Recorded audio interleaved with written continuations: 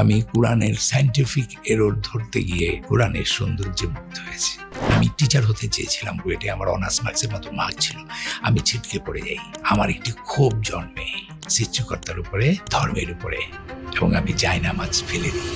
এটা হয়েছিল একটা মৃত্যু যন্ত্রণা থেকে, ডেথ থটস চিন্তা করে। আমার একটা ভাইনা মারা গিয়েছিল। আল্লাহ, তুমি আমাকে সৃষ্টি করছো, আমি কেন মৃত্যুর মধ্য দিয়ে যাবো? আমি তোমার বলছি সৃষ্টি করতে। আইনস্টাইন তখন আমার বইটা পড়া হয়েছে, থিওরি অফ রিলেটিভিটি, আমার স্টিফেন হকিংস পড়া। আমি পুরোপুরি একজন এথিস্ট হয়ে গেলাম। আমার বাবা মুসলিম, আমার এনভায়রনমেন্ট মুসলিম, আমার দাদি নামাজ পড়ে, আমার নানা নামাজ পড়ে, তারপরে আমি পালন করি না ইসলামকে। মুসলমান, কি অধিকার আমার? তো আমি তো কিচ্ছু জানি না। তোমাকে আমি চাইলেও তো তোমার আমি আল্লাহরে দেখাইতে পারবো না যে আল্লাহ আছে, এই কারণে আল্লাহ নাই। তো তুমি কোন জ্ঞানের উপর ভিত্তি করে বলো আল্লাহ নাই? কত জ্ঞানী তুমি?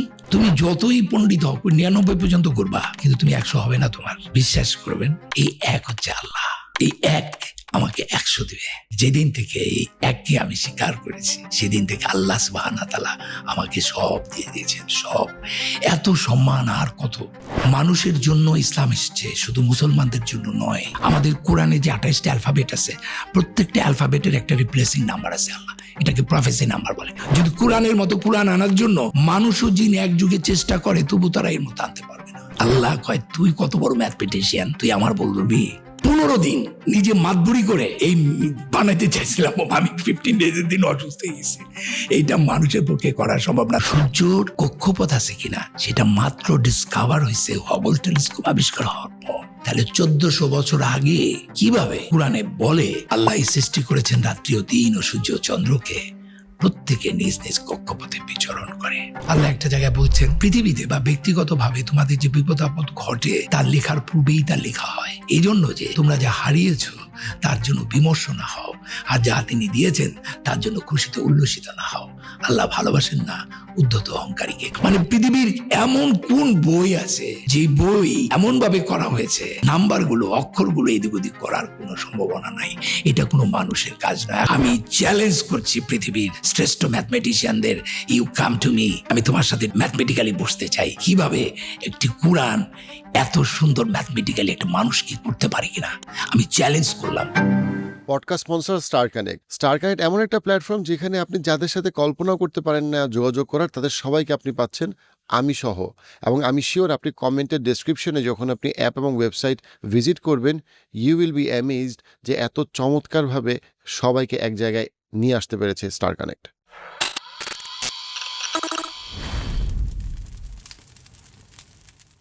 আসসালামু আলাইকুম, গাজী রাকাত ভাই, কেমন আছেন? মাশাআল্লাহ, আলহামদুলিল্লাহ, অনেক ভালো আছি।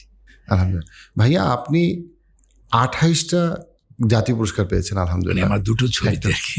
দুটো ছবি মিলে, এবং অস্কারের রিমাইন্ডার লিস্টে গিয়েছে। হলিউডে আপনার চলচ্চিত্র অ্যাকসেপ্টেড হয়েছে কমার্শিয়ালি। চলচ্চিত্র জগতে আপনি একজন উজ্জ্বল তারকা বাংলাদেশে। সেখানে শিল্পী, শিল্প, ওই জগৎ সম্পর্কে মানুষের যেটা ধারণা যে কোরআন তাদেরকে আকর্ষণ করে না, তারা ইসলাম থেকে আগ্রহ হারায় ফেলছে অথবা আগ্রহ নাই। সেখানে ইসলাম কোরআন আপনাকে কেন এই বয়সে এসে, এখন আপনার 60 বছর বয়স, আপনাকে কোরআন এত বিস্মিত করে বা আগ্রহী করে তুলল? প্রথমেই বলি, আল্লাহ যা চেয়েছেন তাই হয়েছে। আল্লাহর সাহায্য ছাড়া কোনো শক্তি নাই। আমার যা প্রাপ্তি সেটা, আমি তো একজন প্রকৌশলী, এবং আমি এই বয়সে এসে কোরআন আমাকে অ্যাট্রাক্ট করেছে এটা আমি বলবো না। আমাকে কোরআন অ্যাট্রাক্ট করেছে, আমি যদি বলি তাহলে 2002 থেকে শুরু হয়েছে প্রক্রিয়াটা।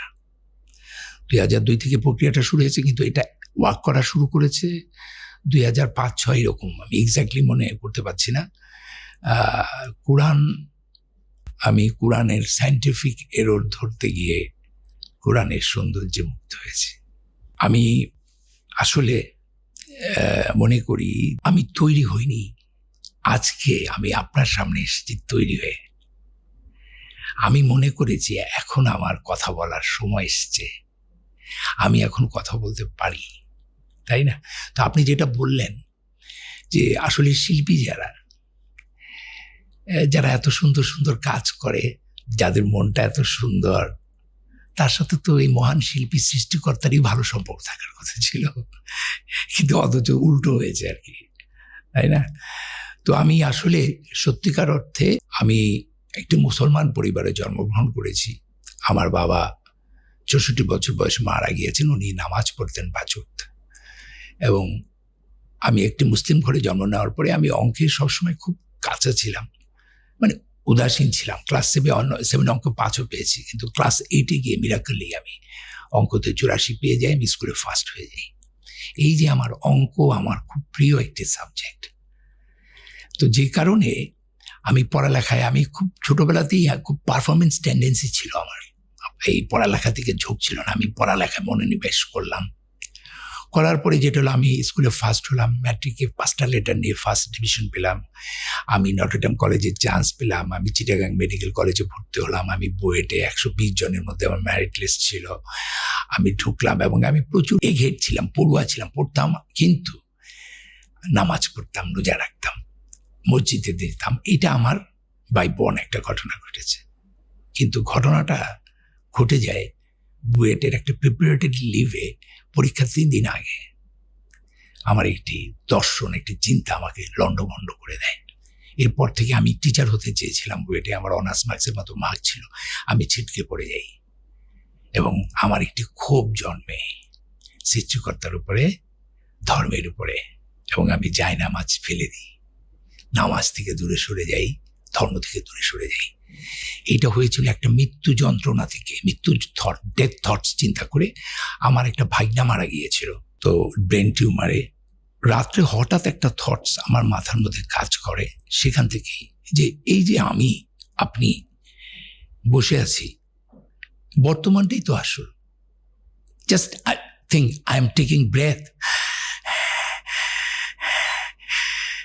এই যে ব্রেথটা নিচ্ছি এটাই হলো আসল। কালকে আমি কি দিয়ে ভাত খেয়েছি? ইলিশ মাছ দিয়ে খেয়েছি না অস্কারে আমার পুরস্কার পেয়েছি, আমি 20টা জাতীয় পুরস্কার পেয়েছি, কি ছিলাম? It doesn't matter. Matter is that I am taking the breath. When the date will come, I am taking the test of death. কষ্ট, মৃত্যুর যে যন্ত্রণা ছোটবেলা থেকে যা শুনে আসছি ইমামদের মুখে, মসজিদে, সবার কাছে, ডেড বডি দেখে আমার তখন মাথার মধ্যে ঢুকে গেল, এই অল্প বয়সের একটি ছোট্ট বাচ্চা, তার মাথার মধ্যে ঢুকে গেল এত যন্ত্রণার মধ্যে দিয়ে আমি যাব কেন? আল্লাহ তুমি আমাকে সৃষ্টি করছো কেন? অ্যাডাম গন্ধম ফল খাইছে, তাতে আমার কি? আমি কেন মৃত্যুর মধ্য দিয়ে যাবো? আমি তোমার বলছি সৃষ্টি করতে। এই যে ফিলোসফিটা day after day, day after day, আর চারিদিকে নানা, মানে কি বলবো, ধর্ম কিন্তু আমাদের একটা শিক্ষিত মানুষের হাতে। আমি যদি বলি ধর্মের গ্র্যাজুয়েশন লেভেলটা হচ্ছে ইসলাম, তো আপনি যদি গ্র্যাজুয়েট না করে হুট করে ক্লাস 5-এ পড়ে যদি আপনি গ্র্যাজুয়েশনের অঙ্ক করতে বসেন, আপনি পারবেন না। ইসলামকে বুঝতে গেলে, ইসলাম যেই ধর্ম, কোরআনকে বুঝতে গেলে যে জ্ঞানটা দরকার, যে শিক্ষাটা দরকার, সেই শিক্ষাটা ছাড়া যদি ওইটা নিয়ে কেউ নাড়াচাড়া শুরু করে, সে কিন্তু মিসগাইড করবে। তো এই ধরনের মিসগাইডের কারণেই নানা প্রশ্ন আমাকে শুরু করলো। আমার আইনস্টাইন তখন আমার বইটা পড়া হয়েছে, থিওরি অফ রিলেটিভিটি, আমার স্টিফেন হকিংস পড়া। আমি পুরোপুরি একজন এথিস্ট হয়ে গেলাম। আই ডোন্ট বিলিভার, মানে ডোন্ট বিলিভ ইন এনিথিং। এবং আমার সাথে একটা সৃষ্টিকর্তার একটা যুদ্ধের মতো হলো যে আমি তোমাকে, তুমি এটুকু ইচ্ছা করলে তুমি আমাকে সৃষ্টি করতে পারো না। I was total out of religion. কিন্তু আমাকে, আমার অসুস্থ হয়ে যাচ্ছিলাম, আমার মানসিক স্বাস্থ্যটা, যেহেতু জীবনে কোনো আনন্দ নাই, হাসি না, আমি একদম একটা ভিন্ন জগতে চলে যাচ্ছি। তখন তো আমার অনেকে ধর্মকর্ম বেশি করে, অনেকে পাগল হয়ে যায়। ওই সময় নাটক আমাকে বাঁচালো। নাটক আমাকে, জীবনটা তো একটা খেলা, আমরা সবাই খেলছি, ও আমাকে আবার একটা খেলার মধ্যে ঢুকাই দিল। আমি নাটক খেললাম, যেটা আমাদের একটা অ্যাবসার্ড নাটক বলে একটা নাটক আছে, সেখানে সবসময় একটা খেলা থাকে। খেলা শুরু করলাম, ভুলতে থাকলাম সেই সত্যটাকে। আর যত অ্যান্টি ইসলাম, অ্যান্টি ধর্মর বিষয় নিয়ে আমি লেখালেখিগুলোর মধ্যে ছিলাম, প্রিয় ছিল আমার অনেকেই। যেমন আমাদের কোনো এক অধ্যাপক বলেছিলেন, আস্তিক আর নাস্তিকের মধ্যে পার্থক্য কি? একটা ছেলে প্রশ্ন করেছিল, তখন সেই অধ্যাপক বলেছিল পার্থক্য একই। কিরকম স্যার?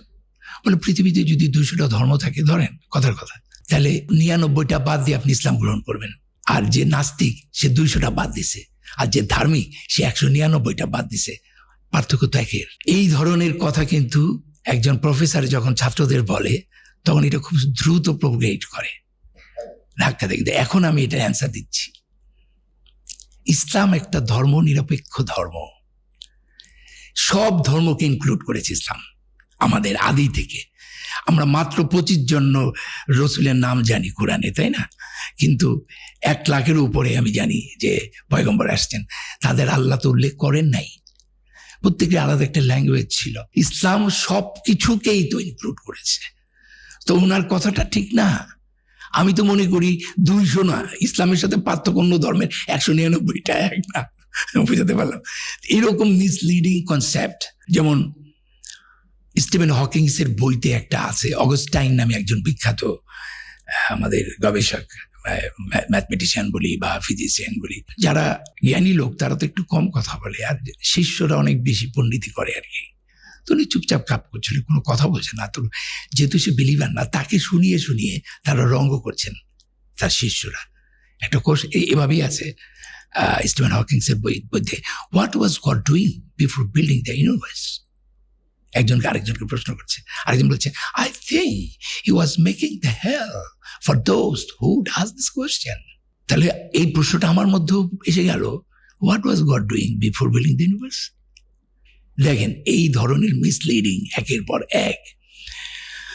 তো কোনো একদিন আমার বড় সিনিয়র ভাইদের সাথে আড্ডায় আমি বসেছিলাম এবং সবাই মোহাম্মদ সাল্লাহ সাল্লাম কয়টা বিয়ে করেছে এটা নিয়ে চিন্তিত।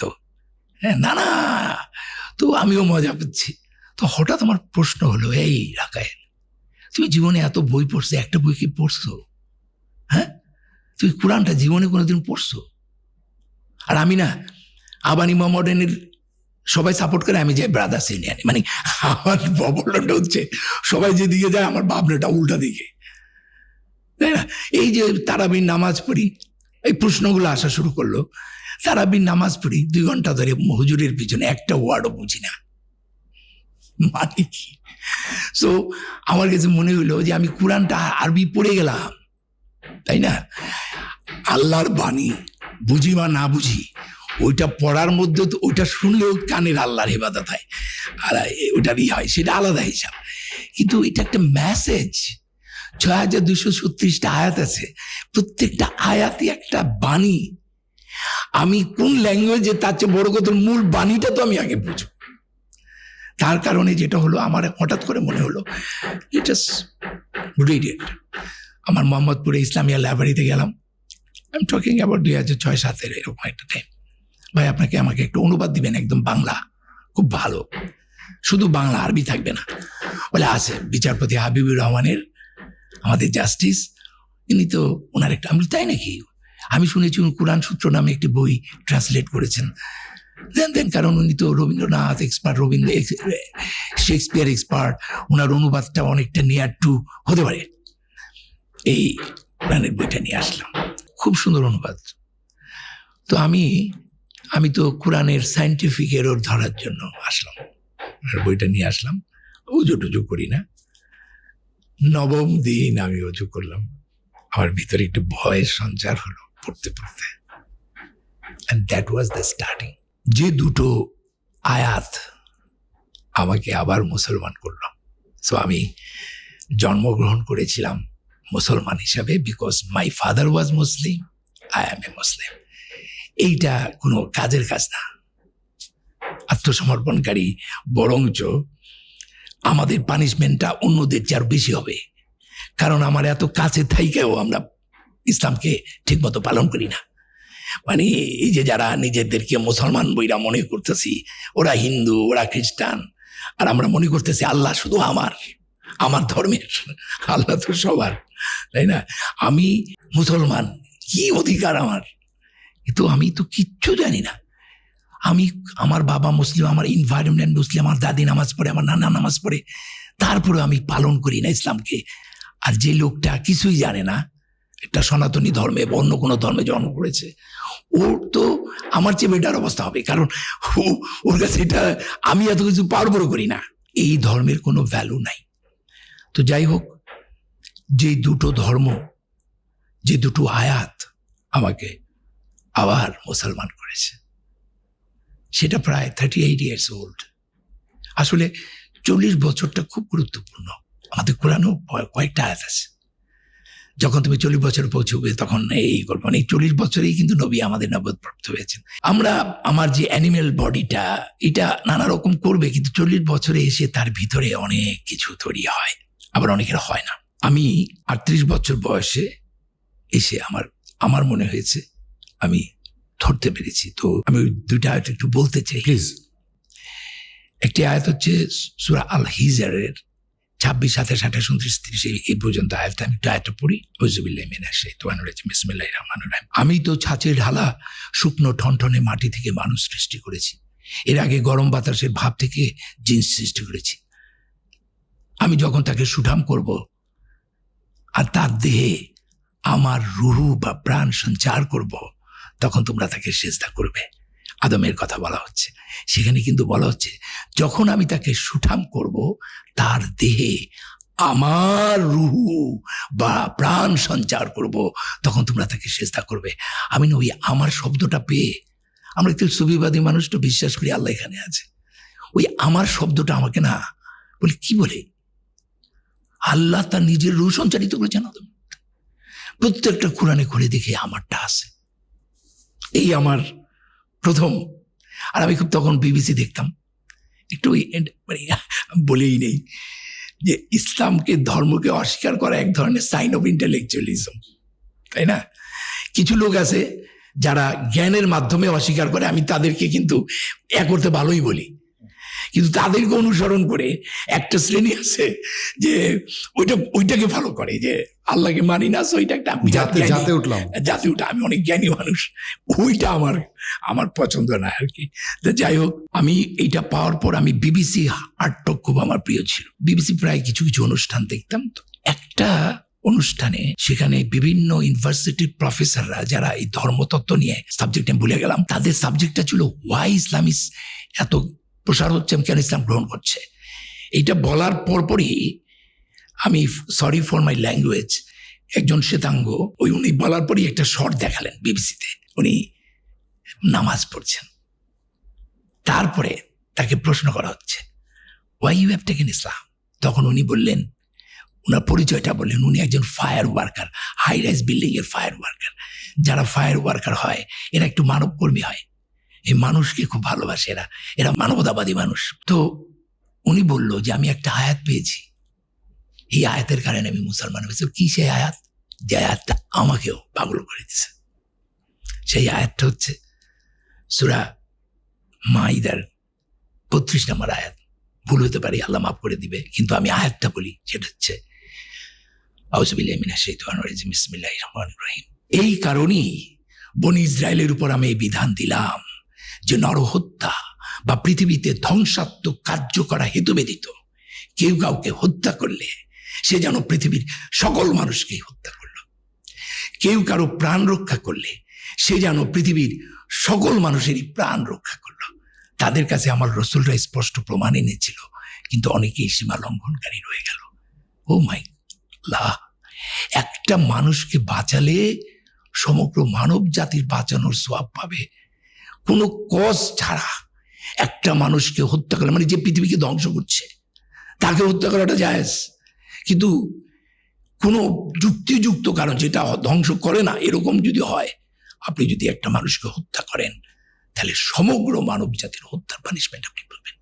ওই ফায়ার ওয়ার্কার বলতেছে যে একটা মানুষকে বাঁচালে যদি সমগ্র মানব জাতিরকে বাঁচানোর সওয়াব পাওয়া যায়, এত বড় আয়াত তো আমি কোনো গ্রন্থে পাই নাই।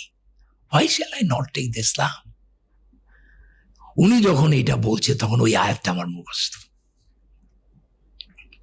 আরো অনেক আয়াত আছে, সূরা আহজাবের মোস্ট প্রবাবলি 27 নম্বর আয়াত হবে আমার যতদূর মনে পড়ছে। সেটা বলছেন যে আল্লাহ, পৃথিবীর সমস্ত গাছ যদি কলম হয় আর এই যে সমুদ্র এর সঙ্গে যদি খালি, সেই সঙ্গে আরো 7 সমুদ্র যুগ দিয়ে যদি খালি হয়, তবুও তোমরা আল্লাহর গুণাবলী লেখে শেষ করতে পারবে না, কারণ তিনি শক্তিমান তত্ত্বজ্ঞানী। This is my point. শক্তিমান তত্ত্বজ্ঞানী, তিনি সর্বশ্রেষ্ঠ তত্ত্বজ্ঞানী। এই সর্বশ্রেষ্ঠ তত্ত্বজ্ঞানীটা যে কতবার কোরআনে আল্লাহ বলেছেন, এবং মজার ব্যাপার হচ্ছে এই তত্ত্বজ্ঞানী বলার পরপরই উনি একটা অসাধারণ তত্ত্ব দিয়েছেন। সে আয়াতটা কি? আল্লাহ বলতেছেন, তোমাদের সকলের সৃষ্টি ও পুনরুত্থান একটি মাত্র প্রাণীর সৃষ্টি ও পুনরুত্থানের সমান। আর আল্লাহ তো সব দেখেন ও শুনেন।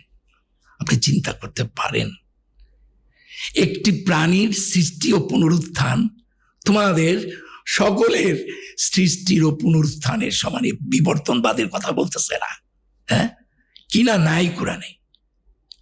যারা ভাই বুঝে না, যার জ্ঞান নাই, তারা উল্টাপাল্টা কথা বলা উচিত না কোরআনকে বাদ দিয়ে।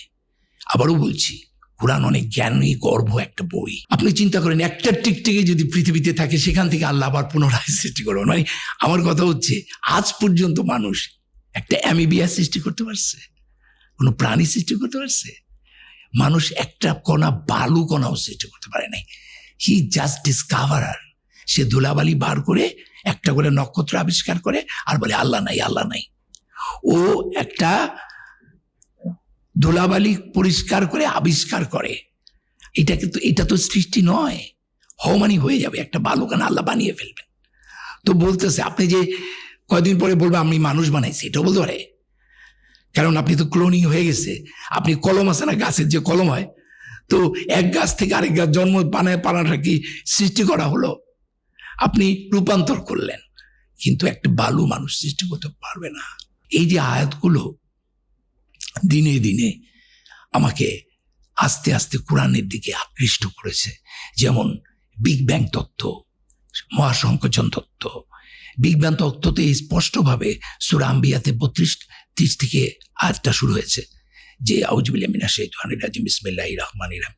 অবিশ্বাসী কি ভেবে দেখে না, আকাশ ও পৃথিবী ওতপ্রোতভাবে মিশেছিল, তারপরও আমি উভয়কে পৃথক করে দিলাম এবং প্রাণবান সবকিছু পানি থেকে সৃষ্টি করলাম। চিন্তা করছেন? All thing R created from water.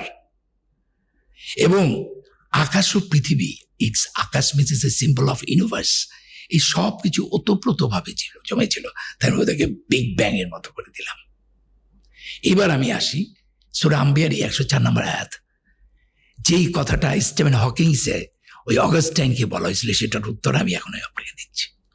সেখানে ওখানে বলা হয়েছিল যে what was God doing before building the universe. সূরা আম্বিয়ার 104 নম্বর আয়াতে আল্লাহ বলছেন, আউযুবিল্লাহি মিনাশ শাইতানির রাজিম বিসমিল্লাহির রহমানির রহিম। সেদিন আমি আকাশকে গুটিয়ে ফেলবো, যেভাবে লিখিত কাগজ গোটানো হয়। যেভাবে প্রথম সৃষ্টি করেছিলাম সেভাবে পুনরায় সৃষ্টি করব।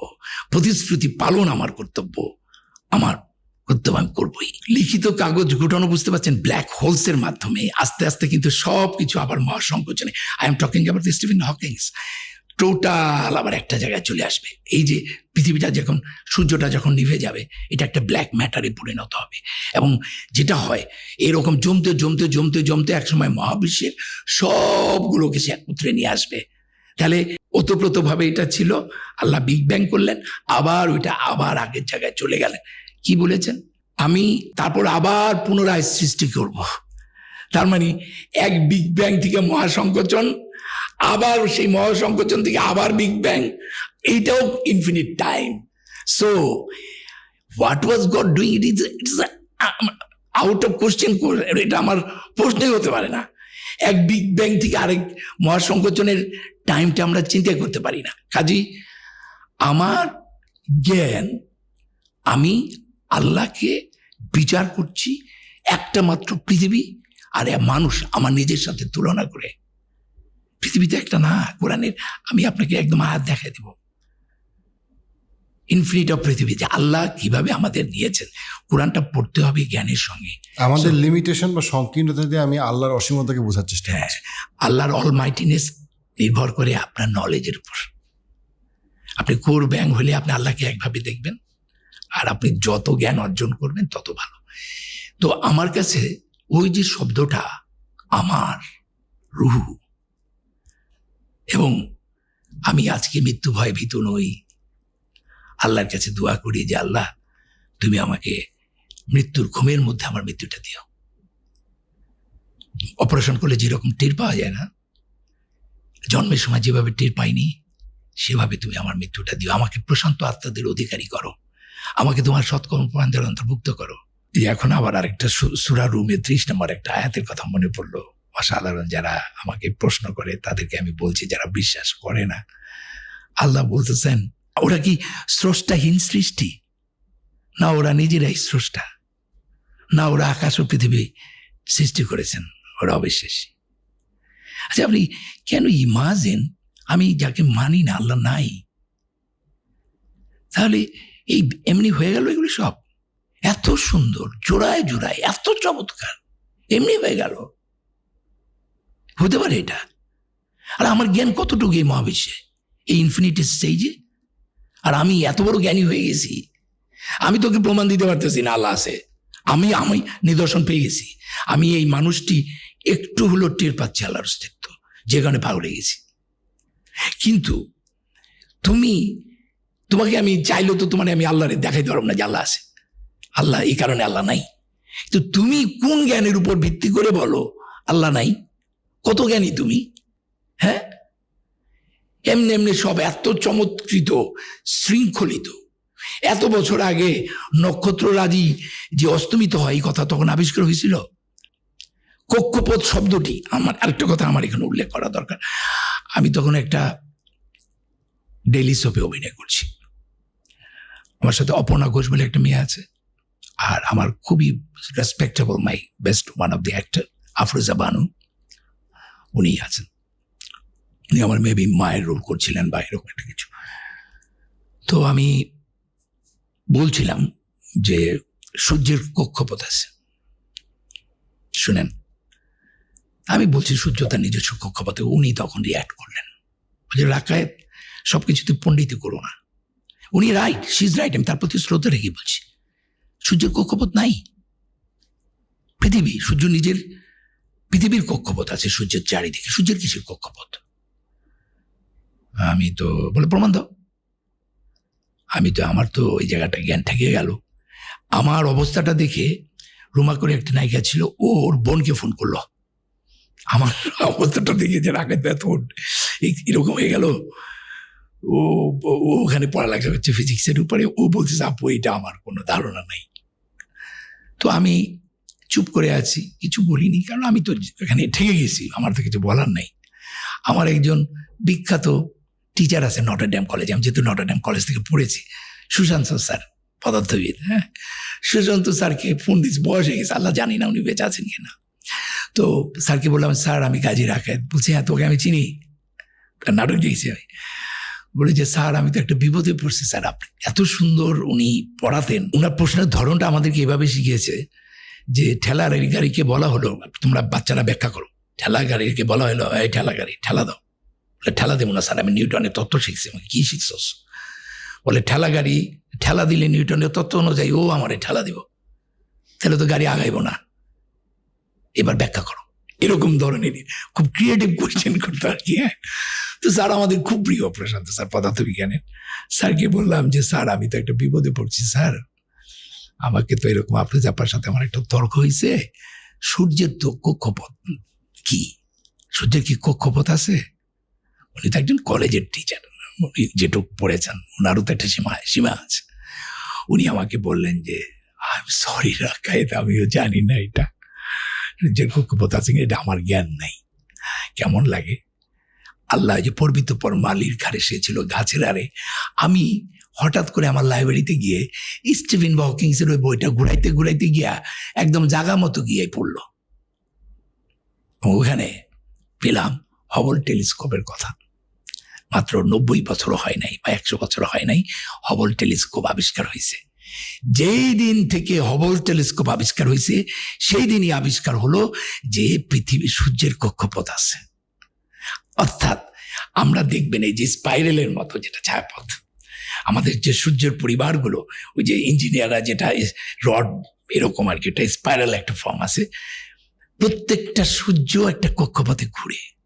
আমাদের যে সূর্যটা, সেই সূর্যটা 1.5 কোটি আলোক বছর পর আবার আগের জায়গায় আসে।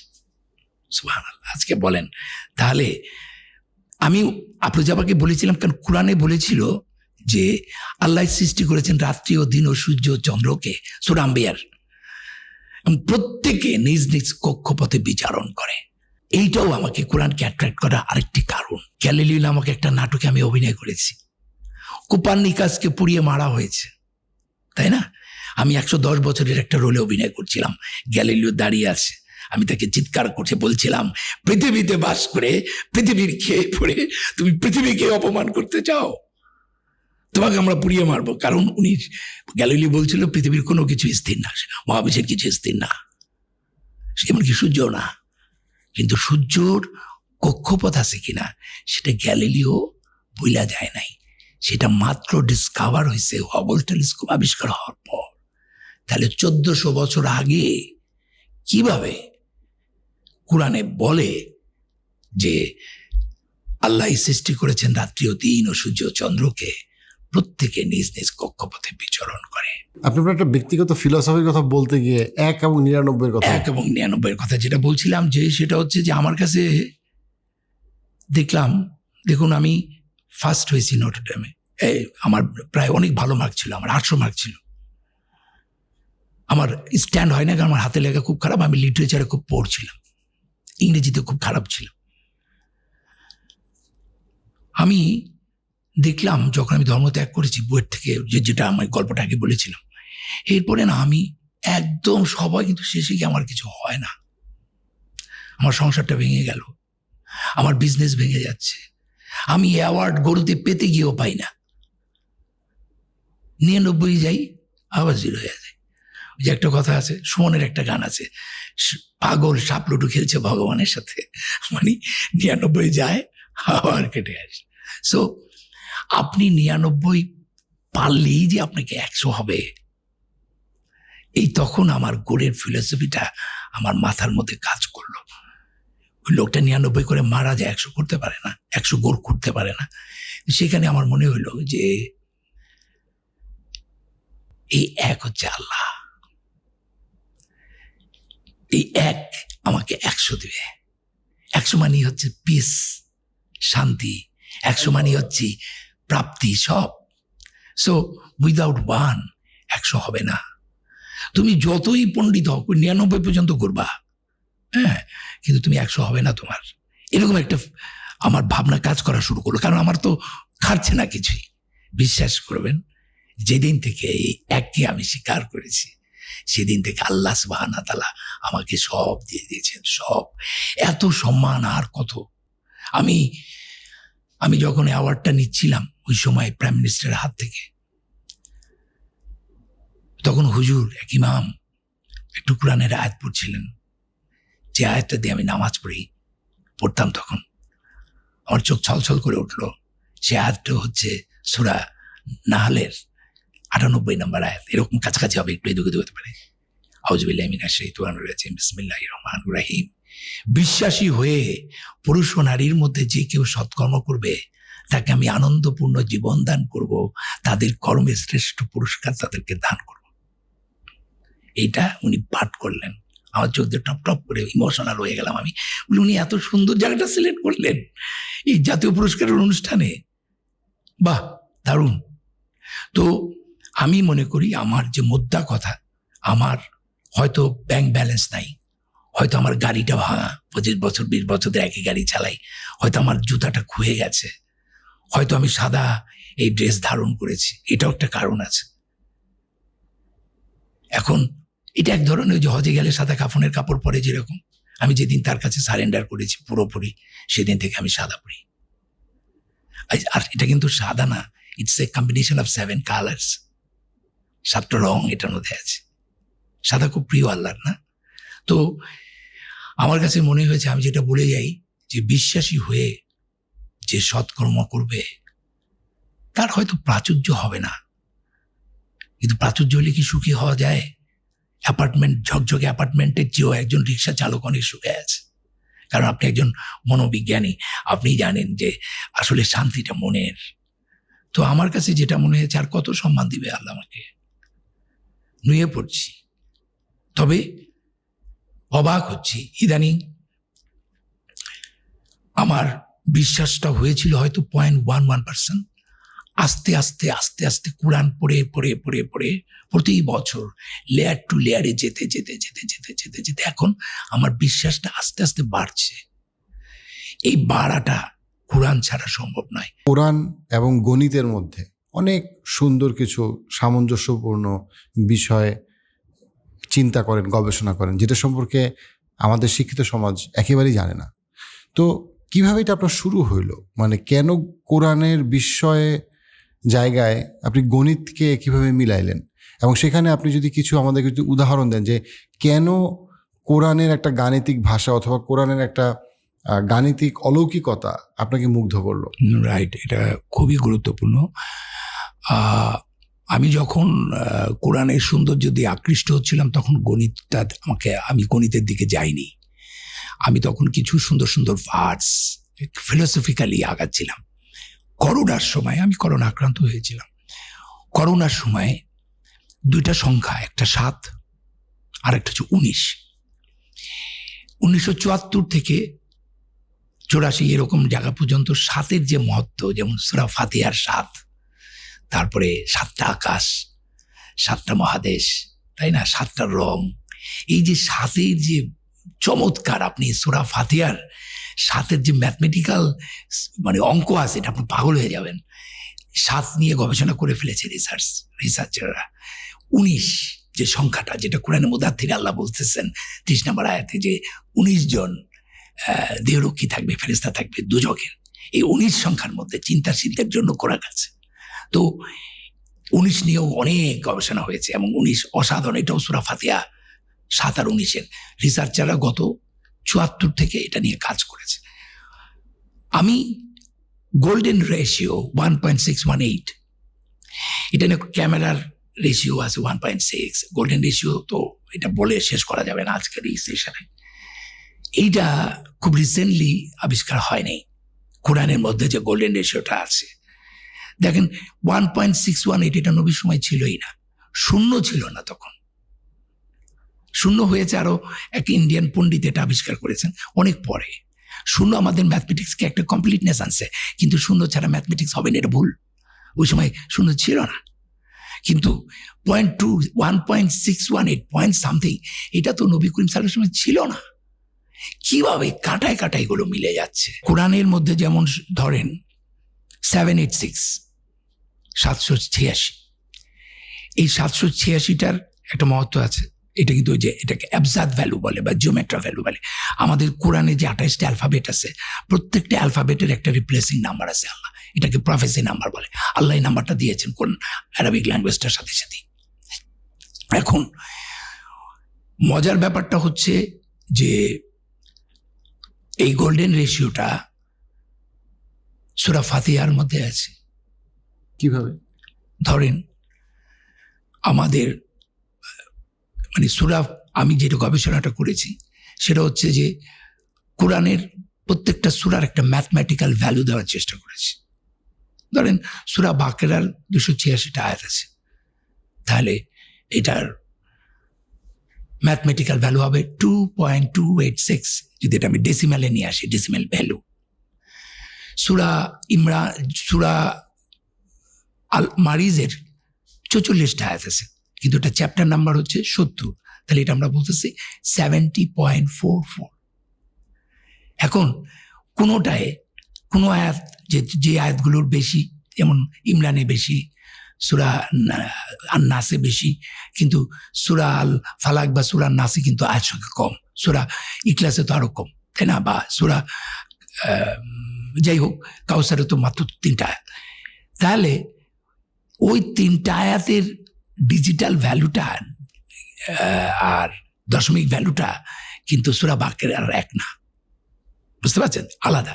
তার পজিশন অনুযায়ী বার করলাম, তার মানে এইভাবে আমি সূরাগুলো বার করলাম। করার পরে তাহলে কোরআনে টোটাল 114টা সূরার মধ্যে 2টা সূরাতে বিসমিল্লাহ নাই। 1 নম্বর সূরা তওবায় কোনো বিসমিল্লাহ নাই, 9 নম্বর চ্যাপ্টার। আর সূরা ফাতিহার যে বিসমিল্লাহটা আছে, সেই বিসমিল্লাহটা, এটা আমার কথা না, রিসার্চারদের কথা, সূরা ফাতিহাটা বিসমিল্লাহটা 7টা আয়াতের ভেতরে, ঠিক আছে। তার মানে 112টা বিসমিল্লাহ, আর সূরা ফাতিহার বিসমিল্লাহটা ধরলে পুরা কোরআনে আয়াত সংখ্যা হচ্ছে ৬,২৩৪টা। তার সঙ্গে আপনি যদি 12 যোগ করেন তাহলে এটা হবে 6348। এটা হচ্ছে টোটাল আয়াত সংখ্যা। এখন প্রত্যেকটা সূরার আগে যে বিসমিল্লার আগে কোনো নাম্বার নাই, কিন্তু প্রত্যেকটা কোরআনের প্রত্যেকটা ভার্সের আগে নাম্বার আছে। তাহলে সূরা বাকারার 255 নম্বর আয়াত আয়াতুল কুরসির যে দশমিক ভ্যালু, আর সূরা ফাতিহার আরেকটা এত দশমিক ভ্যালুর মধ্যে পার্থক্য আছে, কারণ এটা 1.6। এখন বিসমিল্লার যেহেতু নাই, তাহলে যার নাই তার তো একটা অ্যাভারেজ ভ্যালু করা উচিত, তাই না? আপনি দেখেন 114কে আপনি যদি 6,348 দিয়ে ভাগ দেন, আপনি ভাগফলটা পাবেন 0.01799 সামথিং, মানে যেটা অ্যাভারেজ করলে হয় 0.018 বিসমিল্লার ভ্যালু। এখন সূরা ফাতিহার মধ্যে বিসমিল্লা একটা ঢুকে আছে, তাহলে প্রত্যেক বিসমিল্লার দশমিক ভ্যালু যদি 0.018 হয়, তাহলে এইটারও তো তাই হবে, এটা তো আলাদা হবে না। তাহলে এইটা বাদে থাকে কয়টা? 6টা। তাহলে সূরা ফাতিহার মান কত? 1.6। এই 1.6 কিন্তু আসল গোল্ডেন রেশিও। কারণ হচ্ছে, আমি আস্তে আস্তে এটা পড়ে 1.6, এই 1.6 এর সাথে এবার ওই বিসমিল্লার ভ্যালুটা যোগ করেন, 1.018 কত হয়? 1.618। এবং সূরা আল মারিজের 70 নম্বর চ্যাপ্টার, কিন্তু সেখানে কয়টা আয়াত আছে? 44টা। ইন্টারেস্টিংলি সূরা মারিজের পর 44টা সূরা আছে। সুবহানাল্লাহ। আপনি দেখেন, এমন একটা সূরা, আমাদের নাভিটা যে বেলি বাটন, এটা আমার বডির গোল্ডেন সেন্টার, কাবা আমাদের পৃথিবীর গোল্ডেন সেন্টার, এবং কোরআনের গোল্ডেন সেন্টার হচ্ছে সূরা আল মারিজ। সেখানে 70, এবং সেটার ভ্যালু হওয়ার কথা ছিল 70.44, এবং 70.44 এটার সাথে যদি এবার একটা বিসমিল্লাহ আছে, ওটা যোগ করেন 0.018, তাহলে ওটা যোগ করার পর 70.45 সামথিং পাবেন। 114কে 70.45 দিয়ে ভাগ দেন, দেখবেন 1.618 হচ্ছে। সো এরকম, যেমন আমি রিসার্চারদের সাথে, রিসার্চাররা এগুলো তো বাংলাদেশি রিসার্চারটা কম হয়েছে, সিরিয়া, জর্ডান এবং এগুলো হয়ে গেছে। আমার কাছে একটা সফটওয়্যার আছে, এটা সিরিয়ার এক ইঞ্জিনিয়ার। আমি শুধু এটুকুই আমি আপনাকে বলি, ম্যাথমেটিশিয়ানস আর একটা ইঞ্জিনিয়ারের মধ্যে পার্থক্য আছে। ইঞ্জিনিয়াররা ম্যাথমেটিক্সটা রেগুলার প্র্যাকটিস করে, আর ম্যাথমেটিশিয়ানরা হলো তাত্ত্বিক। সো ইঞ্জিনিয়াররা, আমি যেহেতু ইঞ্জিনিয়ার, আমি কিন্তু 0.05 থেকে শুরু করে এগুলি নিয়েই আসি সবসময়।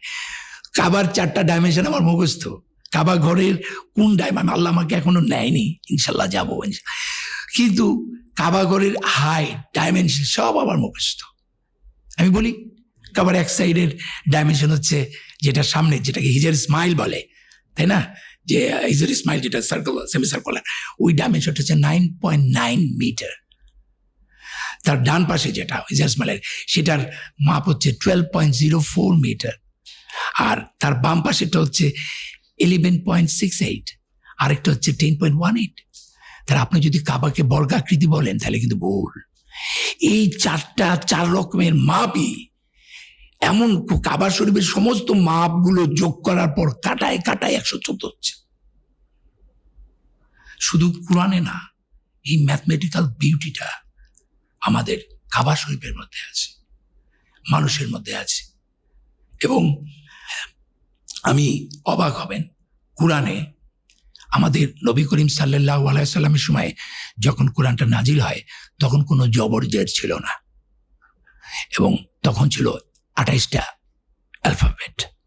এবং পুরা কোরআনে, মানে এটা আমি নই, এটা রিসার্চ করে সফটওয়্যার এখন এটা পাওয়া যায়, বের করা হয়েছে, 3,25,384টা লেটারাস, আর শব্দ আছে 87,530টা।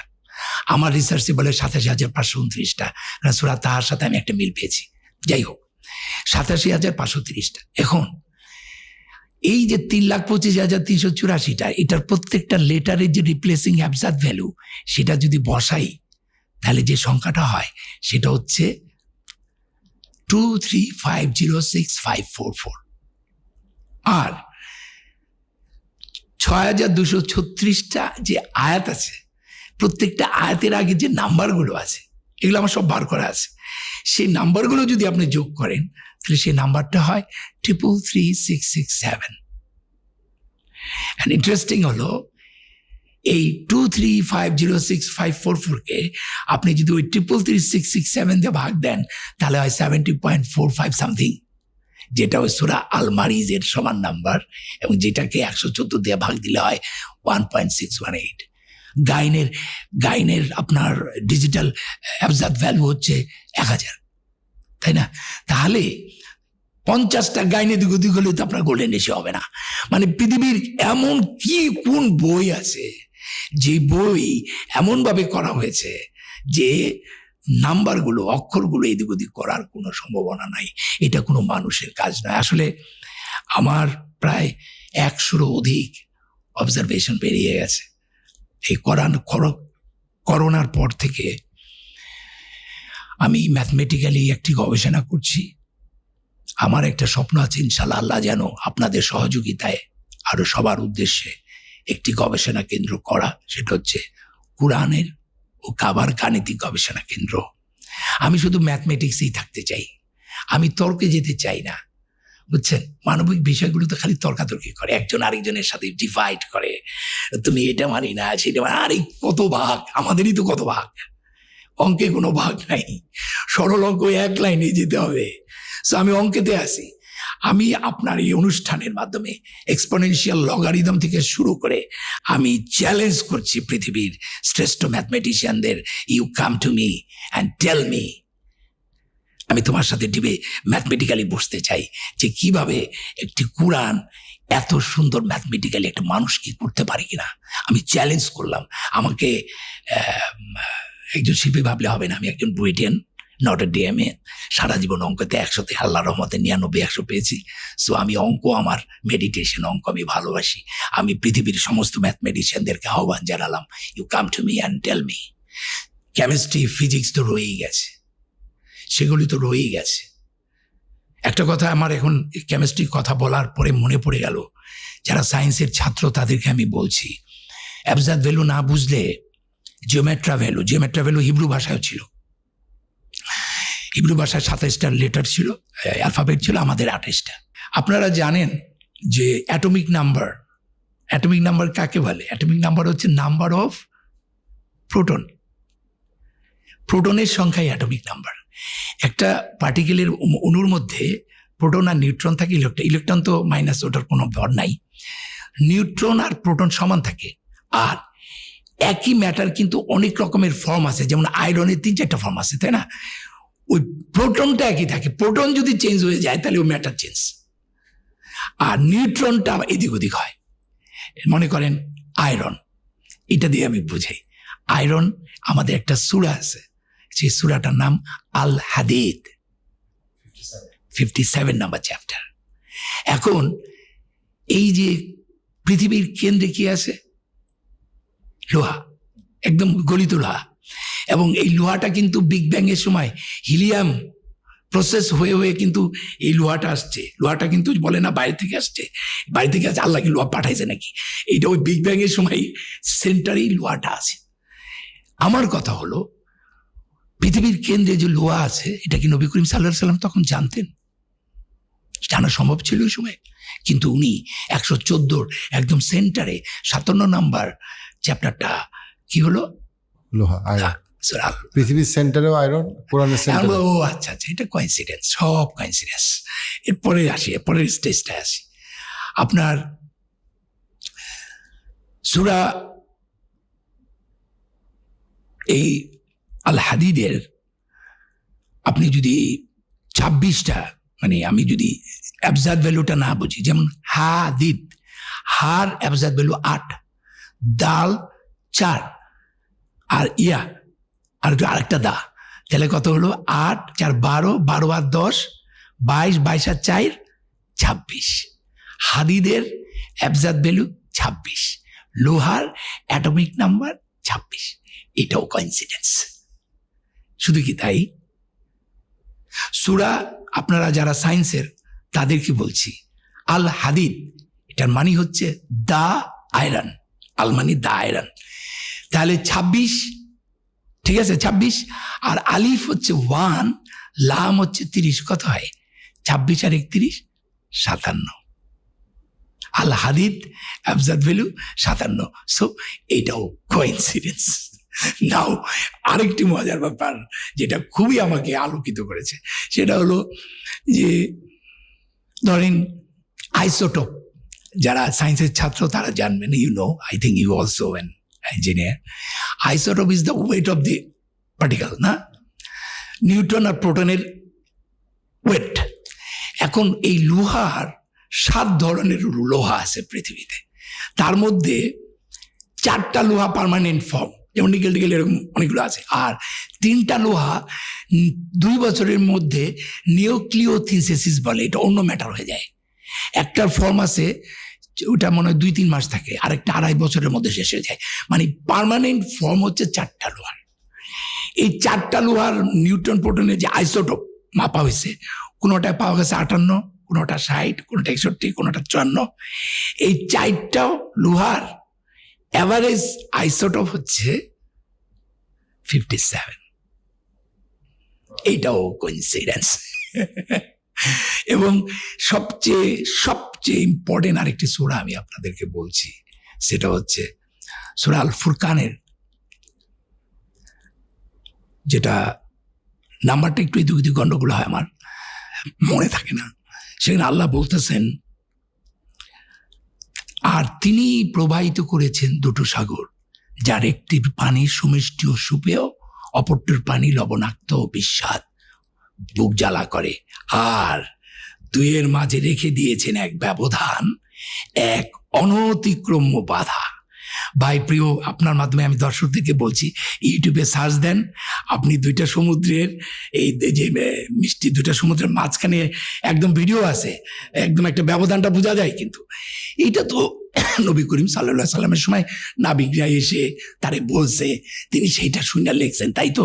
এটাই তো সবাই বলবেন যে আর 2-এর মাঝে রেখে দিয়েছেন এক ব্যবধান। এটা তো, কিন্তু এর পরের লাইনটাই হচ্ছে ডেঞ্জারাস। আর তার মধ্যে 2-এর মধ্যে রেখে দিয়েছেন এক ব্যবধান, এক অনতিক্রম্য বাধা। ও মাই গড, এটা মানে কি? বাধার কথা বলবেন কেন? উনি যদি শূন্যই লিখতেন তাহলে তো ব্যবধান দিলেই শেষ, বাধার কথা কেন বলবেন? এই ব্যবধানটা হচ্ছে যারা কেমিস্ট্রি ছাত্র তাদেরকে বলছি, এই 2টা সেলে ঘনত্বের কারণে ওখানে একটা মেমব্রেন তৈরি হয় 100 মিটার পর্যন্ত। আপনারা এখন এগুলি সায়েন্স, 100 বছর হয়েছে সায়েন্স এগুলো আবিষ্কার করছে।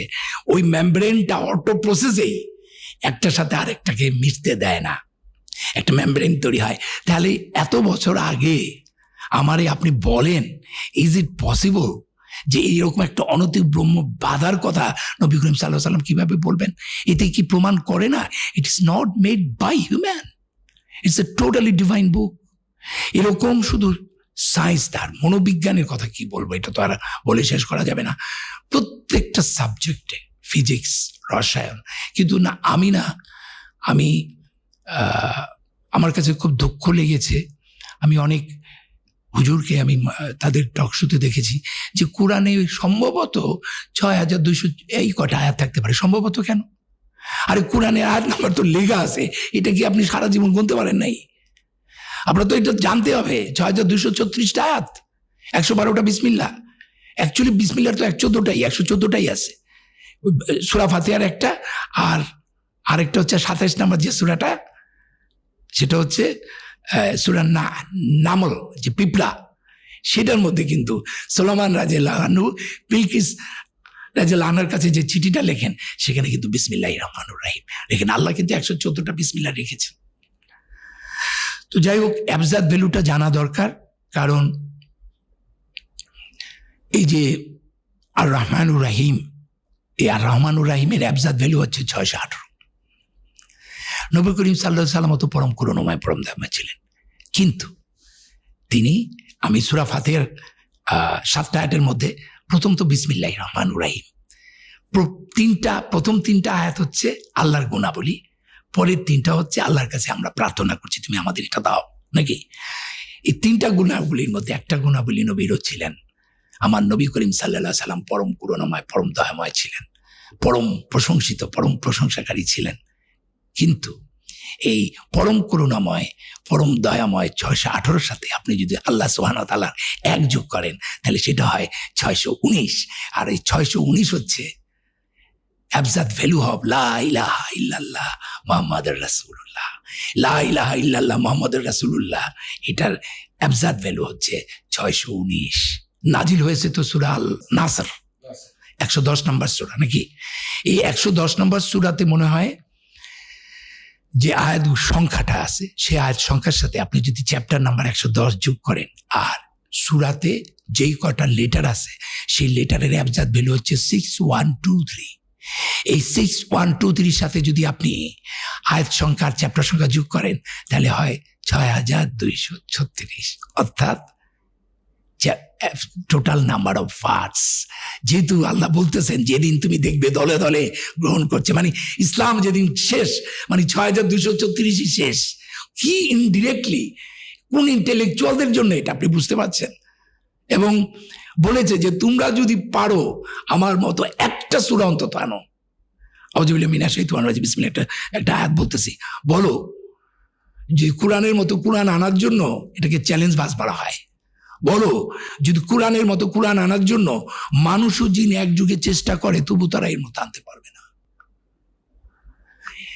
একটা সূরা আনতে বলছে, কিন্তু সেই আনাটা মানে কি একটা যে কোনো একটা লোক এসে বললো কি এই যে দেখেন আমার কাছে একটা সূরা নাজিল হইছে, লাভ লাভ লাভ লাভ। আল্লাহ কি এটা বুঝাইছে? ওই সূরাটার মধ্যে যে ম্যাথমেটিক্যাল, যে স্ট্রাকচারাল, যেই ভাষাগত যে জায়গাটা আছে ওইটা কোনো মানুষের পক্ষে করা সম্ভব না। এই কারণেই বলছে তুমি আমার মতো আরেকটা সূরা তুমি আনতে পারবে না। তাহলে এটা বুঝতে গেলে ভাই আপনার কোরআনের ম্যাথমেটিক্যাল ল্যাঙ্গুয়েজ বুঝতে হবে। পুরা কোরআনটা ম্যাথমেটিক্যাল ল্যাঙ্গুয়েজের উপর, এবং সেটা আল্লাহ এমনভাবে করেছেন যাতে এটা কেউ পরিবর্তন করতে পারে না। এবং আপনি, আমার এক বন্ধু, ও মক্কা থেকে ঘুরে আসার পর ও একজন আর্কিটেক্ট, এবং সে খুব ইমানদার, নামাজি, অনেক বড় আর্কিটেক্ট, নাম বলি। তো ওর সঙ্গে এক সময় কথা বলতে হতে বললেন যে নবী করিম সাল্লাল্লাহু আলাইহি সাল্লাম কোরআনটা নাজিল করে যাওয়ার পর সূরাগুলো এদিক ওদিক করেছেন পরে খলিফারা, মানে এটাকে এদিক ওদিক করে নাকি কোরআনটাকে করা হয়েছে। আমি বললাম নো, এই পৃথিবীতে প্রথম হাফেজ হচ্ছেন আমাদের নবী করিম সাল্লাল্লাহু আলাইহি ওয়াসাল্লাম। জিবরাইল আলাইহিস সালাম তাকে মুখস্থ করে পুরো কোরআনটা, পুরো সিরিয়ালি ঠিক করে সেই কোরআনটা উনি হযরত আবু বকর রাদিয়াল্লাহু আনহুকে দিয়ে গেছেন। সে হযরত আবু বকর এটা হযরত উমর রাদিয়াল্লাহু আনহুকে দিয়ে গেছেন। হাফসা রাদিয়াল্লাহু আনহা ছিলেন সবচেয়ে জ্ঞানী এবং আরেকজন হাফেজা, তাই না? সেই কোরআনটা যখন আমাদের অনেক সাহাবীরা ধ্বংস হয়ে গেল, তারা যুদ্ধে নিহত হলো, শহীদ হলেন, তখন কিন্তু হযরত উসমান রাদিয়াল্লাহু আনহু তাদেরকে ডাকলেন, অনেককে ডাকলেন, এবং ওই যে ডাইলেক্টিক কোরআনটাকে ধ্বংস করলেন, এবং উনি মানে আমাদের হাফসা রাদিয়াল্লাহু আনহার কাছ থেকে সেই কোরআনটি নিয়ে, সেই কোরআনের সংকলন করে, কপি করে উনি আবার সেটা হাফসা রাদিয়াল্লাহু আনহু অনেক অনেক সম্মানীয় একজন নারী আমাদের ইসলামে, এবং এরপরে কিন্তু কোরআনটা উনি ছড়িয়ে দিলেন। সেই কোরআনের যে কোন চ্যাপ্টারের পরে কয়টা সূরা কি, এইটা গোল্ডেন রেশিওর মাধ্যমে আমি একটু বলে দিই, তাহলে আপনি শুনতে পারবেন। সেটা হচ্ছে, আমি দর্শকদেরকেও বলছি, আপনারা একটা কাজ করবেন, কোরআনের সূরা নাম্বারগুলো এক পাশে লিখবেন 1 থেকে 114, আর প্রত্যেকটা সূরা নাম্বারের পাশে আয়াত সংখ্যাটা লিখবেন। আয়াত সংখ্যাটা লেখার পর প্রত্যেকটা সূরার নাম্বারের সাথে আয়াত সংখ্যাটা যোগ দিবেন। যোগ দেওয়ার পরে আরো 114টা নাম্বার পাবেন। তাহলে মজার ব্যাপার কি জানেন? এই 114টা নাম্বারের 57টা জোড়, 57টা বেজোড়। শুধু তাই না, ওই জোড় সংখ্যার যোগ করলে হয় 6236, টোটাল নাম্বার অফ আস। আর বেজোড়গুলো যোগ করলে হয় 6555 করে দেখেন ভাই, তর্কের কিছু নেই। তো এই 6555 কই থেকে আসলো? আপনি 1 থেকে 114 যে সংখ্যা সূরা চ্যাপ্টার, এগুলো যোগ করেন, 1-এর সাথে 2, 2-এর সাথে 3, 3-এর সাথে 4, 70-এর সাথে 71, এভাবে যোগ করে আপনি 114 পর্যন্ত যদি আসেন তাহলে সেই সংখ্যাটা হবে 6555। তাহলে জোড়াটা হচ্ছে 6236, আর বেজুরটা হচ্ছে 6455। শুধু তাই না, আপনারা অনেক রিসার্চাররা বলবেন আরে রাখেন ভাই, এটা নবী হিসাব করে থেকে গেছে। আল্লাহ কয় তুই কত বড় ম্যাথমেটিশিয়ান, তুই আমার বলবি? এর পরের যে ঘটনাটা সেটা আরো ভয়াবহ, ভেরি ভেরি ইন্টারেস্টিং ম্যাথমেটিক্যালি। এই যে যোগ করার পর 114টা যে নাম্বার পাওয়া গেল, 57টা ইভেন 57টা অড, সেই নাম্বারের আমরা যেটা করেছি রিপিটগুলো একসাথে করেছি, আনরিপিটগুলো একসাথে করেছি। 74টার মতো রিপিট আছে, এই আছে।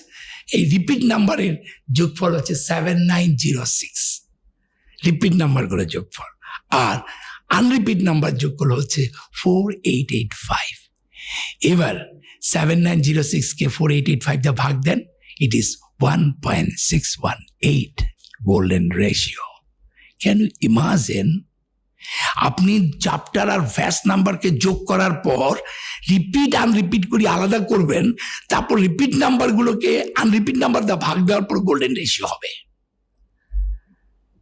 আমি 15 দিন নিজে মাতবুরি করে এই বানাইতে চাইছিলাম, আমি 15 ডেজের দিন অসুস্থ হয়ে গেছি।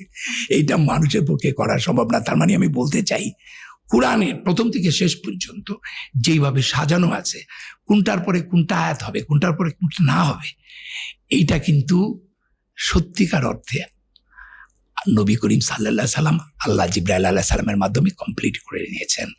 কোরআনের একটি জিনিস এদিক থেকে ওদিক করার কোনো স্কোপ নাই, এবং আল্লাহ বলেছেন পিছন দিক থেকে সামনের দিক থেকে কোনো দিক থেকে এটাকে কেউ পরিবর্তন করতে পারবে না।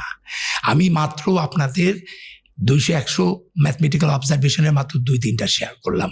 আমি এই কারণে বলছি এটা এক প্রোগ্রামে হবে না। আমি চ্যালেঞ্জ করছি ম্যাথমেটিশিয়ানদের, আপনি এক্সপোনেনশিয়াল লগারিদম নিয়ে আসবো আপনাকে, আমি দেখাবো এটা মানুষের কাজ নয়।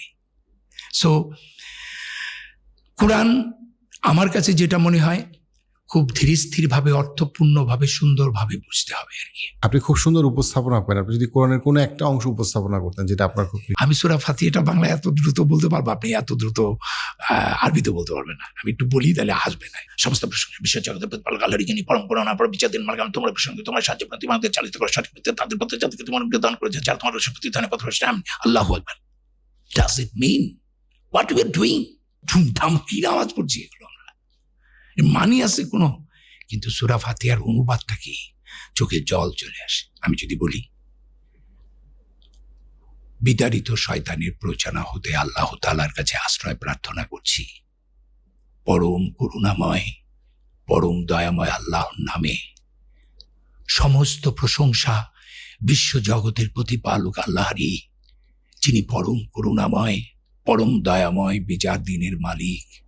আমরা তোমারই উপাসনা করি, তোমারই সাহায্য প্রার্থনা করি। তুমি আমাদেরকে চালিত করো সঠিক পথে, তাদের পথে যাদেরকে তুমি অনুগ্রহ দান করেছ, যারা তোমার রোষে পতিত হয়নি, পথভ্রষ্ট হয়নি। আমিন। আলহামদুলিল্লাহ। আউযু বিল্লাহি মিনাশ শাইতানির রাজিম। বিসমিল্লাহির রহমানির রহিম। আলহামদুলিল্লাহি রাব্বিল আলামিন আর রহমানির রহিম মালিকি ইয়াউমিদ্দিন ইয়াকা না'বুদু ওয়া ইয়াকা নাস্তাইন ইহদিনাস সিরাতাল মুস্তাকিম সিরাতাল লাযিনা আন'আমতা আলাইহিম গায়রিল মাগদুবি আলাইহিম ওয়ালাদ-দাল্লিন। কি সুন্দর! আমি এখন যেটা আরবিতে পড়লাম, আমি প্রত্যেকটা ওয়ার্ড বুঝি, যে কারণে আমি এটা কি, এবং দেখেন সূরা ফাতিহাটা আমার দিয়ে বলা আছে, আমি নাই কোনো। আমার মানে হচ্ছে আমি আল্লাহর নবীর উম্মত হিসাবে সমগ্র মুসলমানদের প্রতিনিধিত্ব করে কিন্তু মুসলমানদের হয়ে কিন্তু আল্লাহর কাছে প্রার্থনা করছি। সো সূরা ফাতিহাটা যদি না বুঝি, আমি আমার যেটা মনে হয় ভালো অনুবাদগুলো মুখস্থ করা উচিত।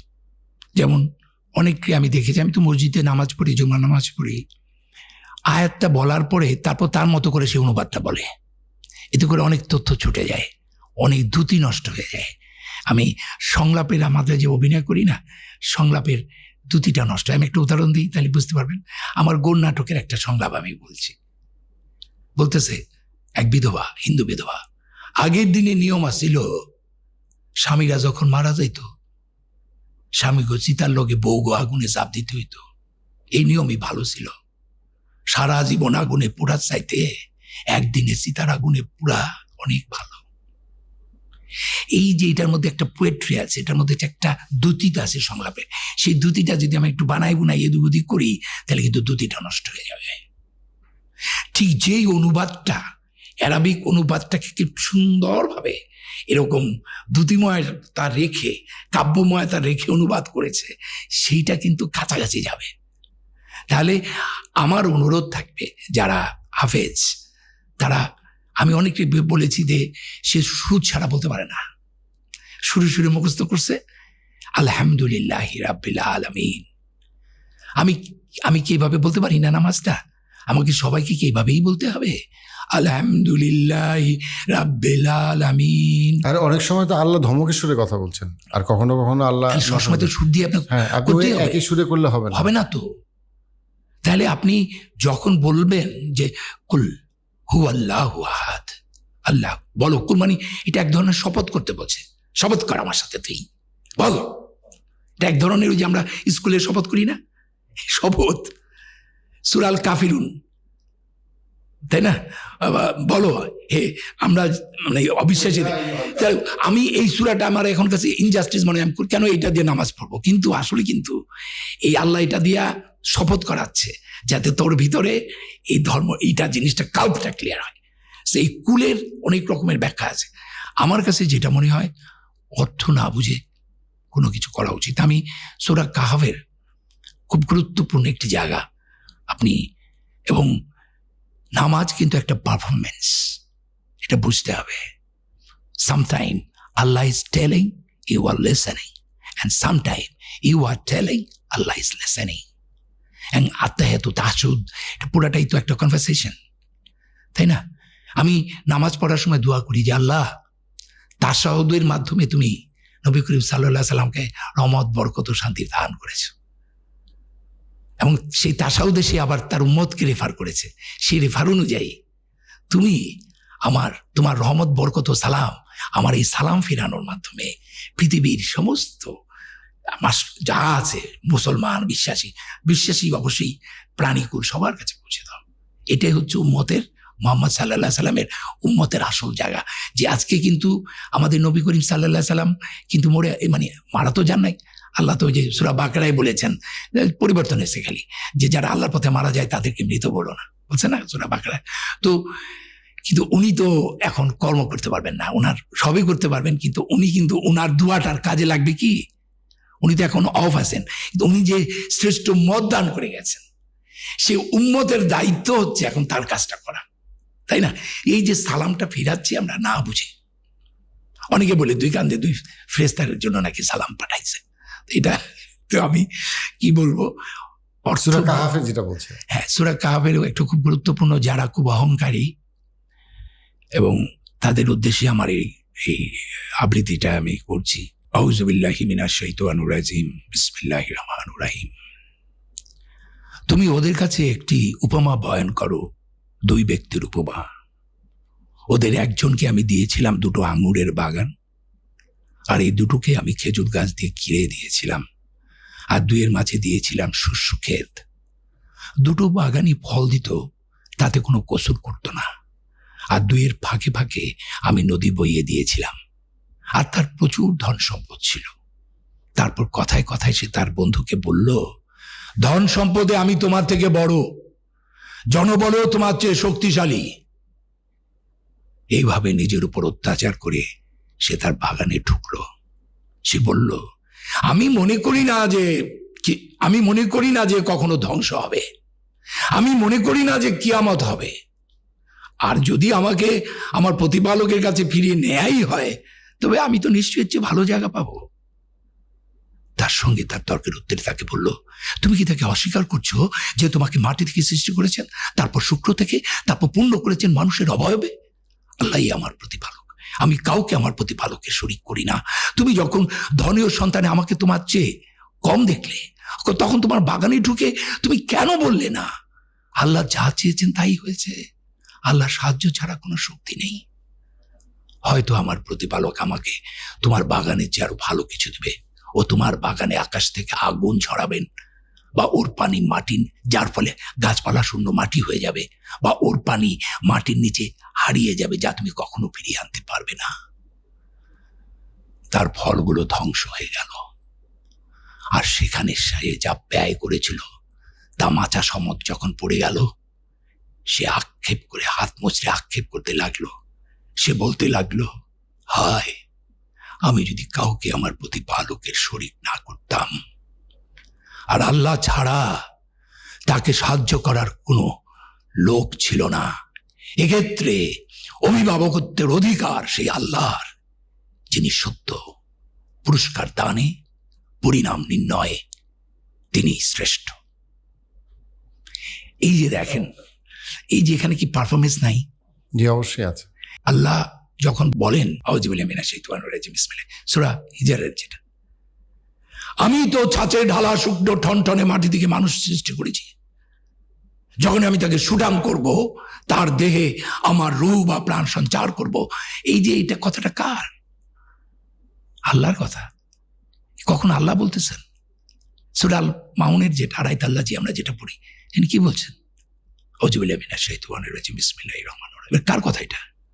তুমি কি দেখেছো তাকে, যে ধর্ম বিচারকে অস্বীকার করে, এতিমকে ধাক্কা দিয়ে তাড়িয়ে দেয়, অভাবগ্রস্তকে অন্নদানে উৎসাহিত করে না? সুতরাং দুর্ভোগ সেই সব নামাজ আদায়কারীর, যারা তাদের নামাজ সম্বন্ধে উদাসীন, যারা তারপরে লোক দেখানোর জন্য, এবং যারা অপরকে সংসারের ছোটখাটো জিনিস দিয়ে সাহায্য করতে চায় না। এখন এইটা যদি আমি এইভাবে পড়ি, তুমি দেখছো এটার মানে কি হতে পারে আমাকে বলে। সো অনেক আগে শামসুর রহমান একটা কথা বলেছিলেন, কবি, আমার খুব প্রিয় কবি। উনি বলেছিলেন যে উদ্ভট উটের পিঠে চলেছে স্বদেশ। এটাই উদ্ভট উট, আমরা সঠিক পথটা নিতে পারি নাই। আমি কতগুলো মানুষকে খুব স্মরণ করি সবসময়, একজন তার মধ্যে একজন অন্যতম হচ্ছে মাওলানা ভাসানী, ডক্টর মোহাম্মদ শহীদুল্লাহ, এবং আমাদের যে ভ্রমণ কাহিনী লিখতেন সৈয়দ মোস্তফা আলী। সৈয়দ মোস্তফা আলী 15 থেকে 16টা ল্যাঙ্গুয়েজ শিখেছে। আরে ভাই, আপনার বয়স 70 বছর, তাতে কি? কালকে থেকে শুরু করেন আপনি আরবি ভাষা শেখা। কারণ ভাষা শিখলে কি হয় জানেন? বিদেশিরা, ফরেনাররা, ওরা ওদের মাতৃভাষার পাশে 2-3টা করে ভাষা শেখে। কেন জানেন? ওইটা লসনেসটা, ব্রেনটা কাজ করে। ব্রেনটা কাজ করলে যেটা বুড়ো বয়সেও স্মরণ শক্তিটা কাজ করে। আমি বলছি যে আপনি, আমার তো বুড়ো হয়ে গেছে, আর কে শিখাবে? আপনি আরবি ভাষাটা বিসমিল্লাহ বলে শেখা শুরু করেন। আপনি যে কটা শিখতে পারবেন সেটাই লাভ। যেমন না পারলে কিছু সূরার ওই ওয়ার্ডগুলোর অর্থটাও যদি আপনি বলেন, আল্লাহু লা ইলাহা ইল্লা হুয়াল হাইয়ুল কাইয়ুম, আল্লাহ তিনি ছাড়া কোনো উপাস্য নেই, তিনি চিরঞ্জীব চিরস্থায়ী, এরকম ওয়ার্ডগুলো বুঝেও করতে পারেন। আরবি ভাষাটা শিখলে দুটো লাভ, একটা হচ্ছে আপনার স্মৃতিশক্তি বেড়ে যাবে, 2 নাম্বার হচ্ছে যেই ভাষাতে আমাদের কুরআন নাজিল হয়েছে সেই ভাষাটা আপনি জানতে পারবেন। তবে এই ভাষাটার, এই পড়াটার কোনো অর্থ নাই যার আমি একটা শব্দও বুঝি না। আসলে আমি খুবই ক্ষুদ্র একটি মানুষ, এবং আমার যে জ্ঞান, আমার যে পড়ালেখা, সেটা এতই সীমিত, এতই কম। তারপরও এই অল্প জ্ঞানে আমি যে আমার মহান আল্লাহ তাআলার অস্তিত্বটা যে একটু টের পাচ্ছি, উনি আছেন, এতেই আমি ধন্য। আমরা যদি কোরআনটাকে সুন্দর করে বুঝি, অর্থ করে পড়ি, এবং ইসলামটাকে সঠিকভাবে মেনে চলি, এবং আমিটা যেন বড় না হয়ে যায়, আমি যেটা বলেছি সেটাই ঠিক, এই থেকে বেড়ে আসতে হবে। তাহলে আমার মনে হয় আমাদের এই দেশটাকে, আমার বাপদাদারা, তার দাদারা অনেক ভালো মুসলমান ছিলেন আমাদের চেয়ে। দিন দিন আমরা খুব খারাপ মুসলিম হয়ে যাচ্ছি। আমরা আমাদের পুরনো সেই সুন্দর ঐতিহ্যকে ফিরে পেতে চাই। আমাদের দেশে আবারও মাওলানা ভাসানীর মতো এরকম একজন লিডার আসুক, এবং ডক্টর মোহাম্মদ শহীদুল্লাহর মতো এরকম আরো গুণীজন আসুক। কাউকে কখনো তুচ্ছ করা উচিত না। কার মধ্যে আল্লাহর প্রতিনিধিত্ব আছে? আল্লাহর প্রতিনিধিত্ব সবার মধ্যে আছে। ওই খেটে খাওয়া সাধারণ মানুষটি যাকে আমি ঘৃণা করছি, যার উপরে আমার এত বাজে দৃষ্টি, তার উপরেই আল্লাহ মহাকল্যাণ রেখেছে। কাজী মানুষের প্রতি বিশ্বাস হারানো যাবে না। মানুষের প্রতি বিশ্বাস হারানোটাও খারাপ। আল্লাহর একটা কোরআনে আয়াত দিয়ে আমি শেষ করতে চাই। আল্লাহ একটা জায়গায় বলছেন, আউযুবিল্লাহি মিনাশ শাইতানির রাজিম, বিসমিল্লাহির রহমানির রহিম, পৃথিবীতে বা ব্যক্তিগতভাবে তোমাদের যে বিপদ আপদ ঘটে তার লেখার পূর্বেই তা লেখা হয়, এই জন্য যে তোমরা যা হারিয়েছ তার জন্য বিমর্ষ না হও, আর যা তিনি দিয়েছেন তার জন্য খুশিতে উল্লসিত না হও। আল্লাহ ভালোবাসেন না উদ্ধত অহংকারী। থ্যাংক ইউ ভাইয়া, অনেক গুরুত্বপূর্ণ জিনিস শিখলাম। আপনি এত ভালো বলতেছিলেন যে জন্য আমি প্রশ্নও করি নাই, কারণ আমি জাস্ট শুনতে যাচ্ছিলাম। আমি মনে করি যে আমরা আরো অনেক কিছু আপনার কাছে শিখতে পারবো। অনেক কিছু আমরা খুব ব্রিফলি গেছি, যেমন গাণিতিক বিষয়টা, মুসলমানদের ব্যবহারের বিষয়টা, সংস্কৃতি ও ইসলামের মেলবন্ধনের বিষয়টা, সেগুলোর থেকে আপনার কাছ থেকে আরও ইনশাল্লাহ শিখবো। আমি শিওর এটা অডিয়েন্স এটা থেকে খুবই অনেক কিছু শিখবে, উপকৃত হবে। সো আপনাকে আপনার সময় দেওয়ার জন্য ধন্যবাদ। আপনি অনেক ব্যস্ততার মধ্যে সময় দিয়েছেন। সো ইনশাল্লাহ আমরা যেন সবাই কোরআনকে আঁকড়ে ধরি, সেই প্রত্যাশা রেখে আজকে শেষ করছি। আমি তোমাকে একটু কথা বলতে চাই, সেটা হচ্ছে যে আপনার সাথে আমার যে পরিচয়টা সেটা খুব কাকতালীয়, এবং কিভাবে যেন হয়ে গেল। এবং আমি এই প্রথম ধর্ম নিয়ে আমি পাবলিকলি কথা বললাম, এবং সেটা কিন্তু আল্লাহ তোমার মাধ্যমে করলো। আল্লাহকে অনেক অনেক ধন্যবাদ। আলহামদুলিল্লাহ।